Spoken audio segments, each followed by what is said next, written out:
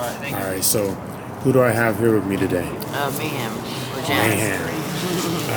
Since I first met you, I told you, I really like that name, Mayhem. Thank you. Cool name. First off, so nice to meet you, first off. And, or I met you a long time ago, but, for the interview, nice to meet you.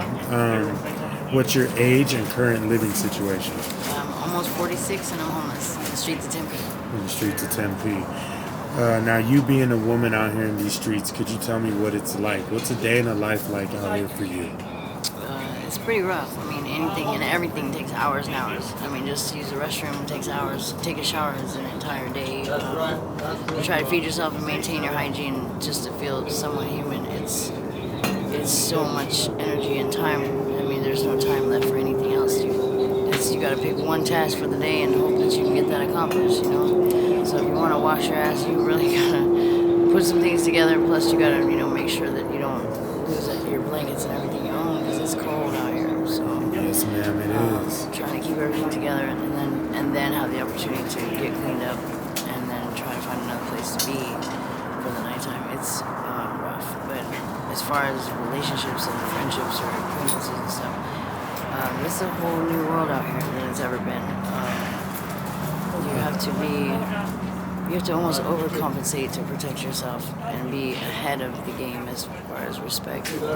What some people assume is respect, and it's not something they earn. It's you give it or they'll take it. So you're out here playing chess, not checkers. Yeah. Man, in a nutshell, that was really good. So being out here is definitely a hardship, right? I mean, as you say. Can you elaborate on some things that's happened that are bad out here? I've been in some pretty tough situations. Probably about 4 of them. I've been beaten with a metal baseball bat, cracked my arm, my jaw, and then hit me 2 times, one in each side of my temples. And that was pretty rough. Definitely. I was cornered out in the desert by the zoo by 5 large men, and I did have one flashlight, and I hit them with the flashlight a couple times, and I recognized a couple of those people, but you can't do nothing with that. It's too much risk and too much that could happen to you to know that information. Too much risk, not enough reward, essentially. Yep. And do you feel that if you were to have a significant other, would it be easier out here on you, or is it the same? I think it's harder. You have to rely on somebody not only just for the basic necessities, just to try to get those basic necessities done, and you have to rely on the fact that you hope that they're not doing the wrong things or attaching your name to things that you didn't have anything to do with. Because whatever your partner does affects you, and whatever you do affects your partner, and the consequences out here are serious, they're permanent. Very true. Now, I always ask this: do you have family who is aware of your situation? Yeah. How do they feel, if you don't mind me asking? And are you from Arizona? Yes, I'm a native. Oh. Arizona native, born at St. Joe's Hospital in Phoenix. Me too. That's funny. That's cool. No, it's just really rough out here, and for your partner to, it's almost like you feel kind of set up because they play with what they want, what they need, and they don't take you into account. So if you don't know their MO and you don't know what they're about, you could be in a whole lot more trouble, which has happened to me too. Yeah, it's almost like walking into a wall, not knowing it's there, and just pops up on you. Yeah, it's a tightrope, a barbed wire tightrope. Yeah, there you go. That's well said. Yeah. Yeah, it looks like me. But about your family, so they're aware of your situation. You don't have any opportunity to go back home and get back on the inside, or is that? I'm sure I could, but it costs me too much as far as not pride, but just toxic relationships. I can't. Yeah. I've struggled through toxic relationships with my family my whole life, and I had a child pass away 9 years ago. And he was half Dominican, and he died 6 days before his estimated due. His heart stopped.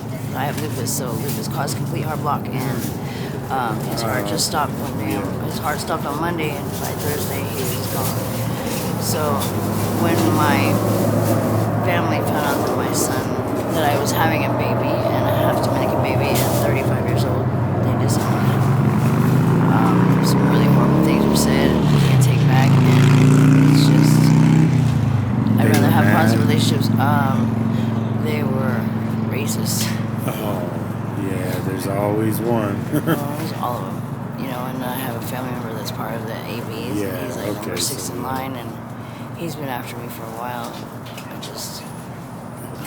don't know what to do with that one next, I'm in fear for myself because my brother calls me a race traitor, and they're pretty disappointed with my choice as far as having more children. So I actually lost another child 2 years later after that. Same thing.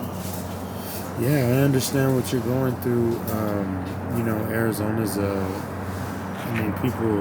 it's a conservative state. And it still has, a lot of, racial tension, some places are cool, it just depends on where you're at. But yeah, I can definitely, agree with you there.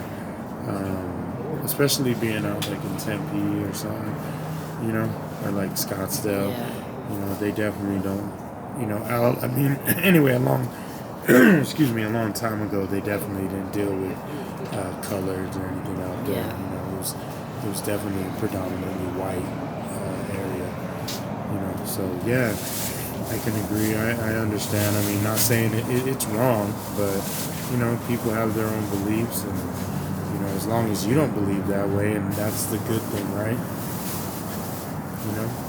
Yes. You're not like that. So oh, no, good. far from it. Yeah, so then that's good. I love anybody of any color. Yeah, that's how I any feel. history or ethnicity. Yeah. And how long have you been out here? I've been out here about 3 years. Well, yeah, close to 4 now. Wow, that's a long time.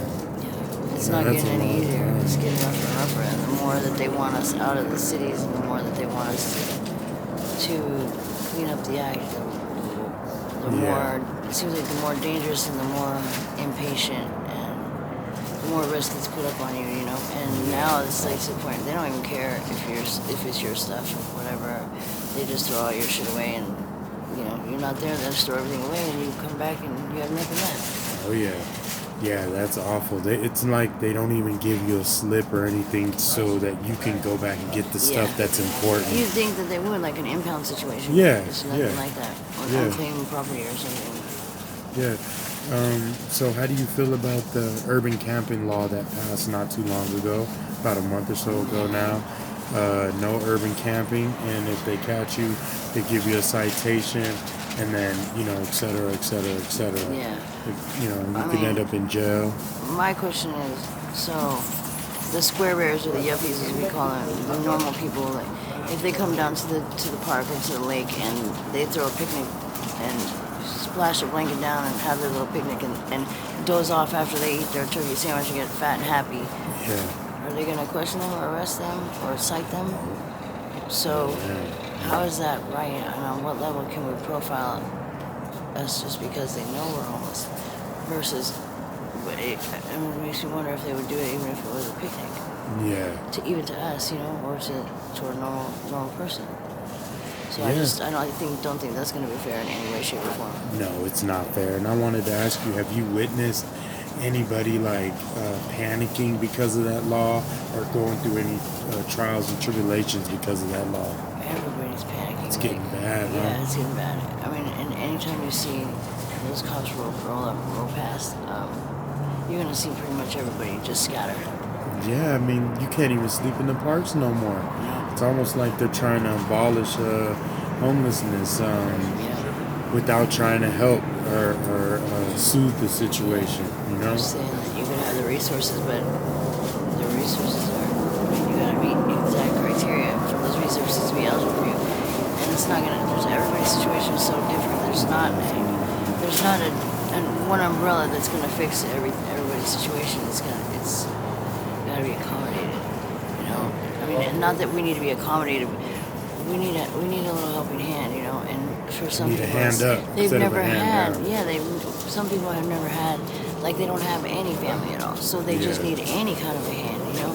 And they're not taking it for granted because they never even have the opportunity to try. And the resources are like you can attain them, but it's just barely out of. You just barely don't meet the qualifications. Yeah. You know, just enough.